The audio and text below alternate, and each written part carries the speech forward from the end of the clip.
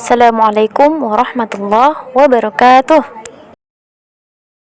Kaifa halukum? Bi khairin alhamdulillah. Soleh dan soleha, mari kita membaca doa belajar. A'udzu billahi minasy syaithanir rajim. Bismillahirrahmanirrahim. Raditu billahi rabba wa bil islami dina wa bi Muhammadin sallallahu alaihi wasallam nabiyya wa rasula. Rabbi zidni ilma warzuqni fahma.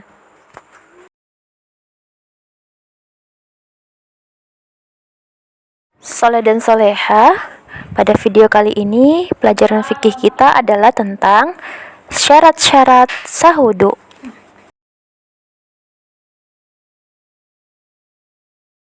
Nah, tahukah antum bahwa syarat-syarat sahudu itu ada 4 macam? 1. Niat, yaitu berniat untuk menghilangkan hadas atau berniat untuk sholat. Nabi Muhammad sallallahu alaihi wasallam bersabda, "Innamal a'malu binniyat." Artinya, sesungguhnya semua amalan harus dengan niat. Hadis muttafaq alaih. Nah, ingat bahwa niat itu letaknya di hati dan tidak diucapkan. Nah, mengapa niat kita hanya di dalam hati saja? Jawabannya adalah 1. Allah subhanahu wa ta'ala maha mengetahui semua isi hati makhluk seluruh alam semesta, termasuk niat kita untuk berwudu. Kemudian Nabi Muhammad sallallahu alaihi wasallam hanya memberikan contoh kepada kita untuk berniat di dalam hati, dan beliau tidak pernah mengucapkan niat berwudu di lisan beliau. Selanjutnya, niat di dalam hati akan memudahkan setiap muslim yang hendak melaksanakan apapun itu, termasuk berwudu. Sebab jika setiap orang diharuskan mengucapkan niat, maka akan sulit baginya menghafalkan kalimat niat di setiap ibadah.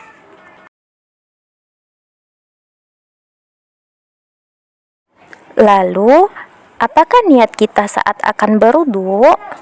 Nah, niat kita di dalam hati adalah kita berwudu untuk melaksanakan ibadah sholat.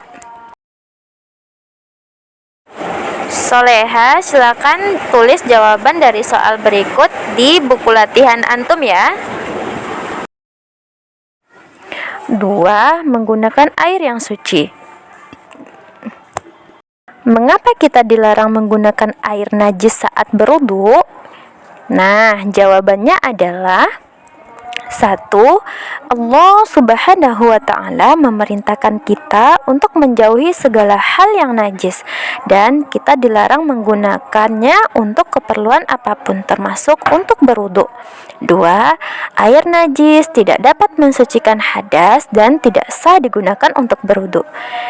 Serta apabila ia sudah terlanjur berwudu menggunakan air najis, maka ia wajib mengulangi wudunya agar salatnya sah dan diterima oleh Allah subhanahu wa ta'ala. Nah, contoh air suci yang sah digunakan untuk berwudu adalah air yang berasal dari tanah, yaitu air sumur, air hujan, air sungai, air laut, air danau, air salju, air olahan dari PAM atau perusahaan air minum.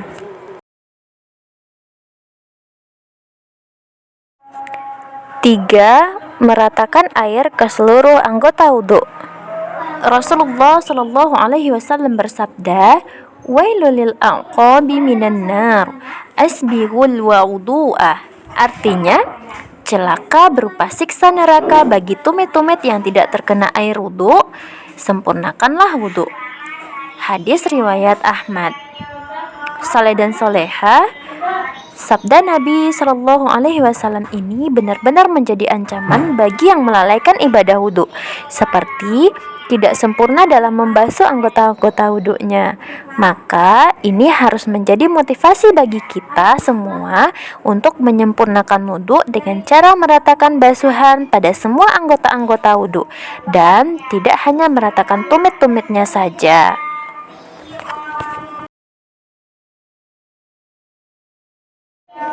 4. Menghilangkan apa saja yang menghalangi antara air dan kulit anggota wudhu. Tahukah antum apa saja yang menjadi penghalang wudhu itu? Di antaranya adalah cat buku bagi perempuan, lilin, gaji hewan, lem, dan lain sebagainya. Sebab air wudhu harus rata dan sempurna mengenai seluruh anggota wudhu kita.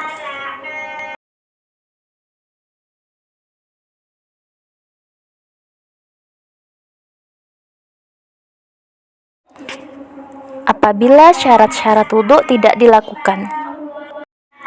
Nah, ada sebagian orang melakukan wudhu namun belum menepati syarat-syarat wudhunya. Lalu bagaimana hukumnya? Nah, jawabannya adalah 1. Belum melaksanakan perintah Allah Subhanahu wa Ta'ala dan Rasul-Nya dengan benar. 2. Hukumnya adalah haram dan pelakunya berdosa apabila tidak melakukan syarat wudhu dengan benar. 3. Wudhunya tidak sah dan ia wajib mengulanginya. 4. Salatnya pun ikut tidak sah. 5. Allah Subhanahu wa Ta'ala mengancamnya dengan siksaan di akhirat. 6. Keimanannya berkurang dan tidak sempurna. Hikmah dan manfaat syarat-syarat wudhu. 1. Mendapatkan pahala dari Allah Subhanahu wa Ta'ala. 2. Wudhunya sah, salatnya pun sah. 3. Dicintai oleh Allah Subhanahu wa Ta'ala. 4. Diampuni dosa-dosa pelakunya. 5. Menambah dan meningkatkan keimanan pelakunya. 6. Meninggikan derajat surga pelakunya.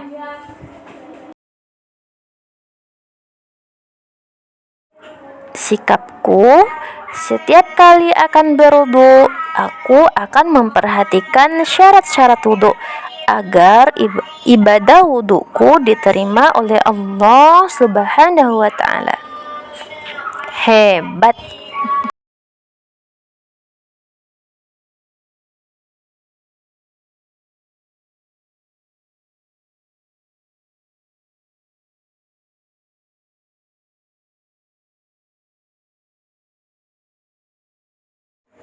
Saleh dan soleha, sampai di sini pembelajaran kita tentang syarat-syarat syah wudhu.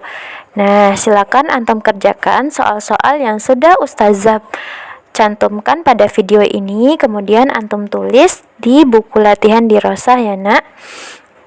Ustazah cukupkan dengan doa kafaratul majlis.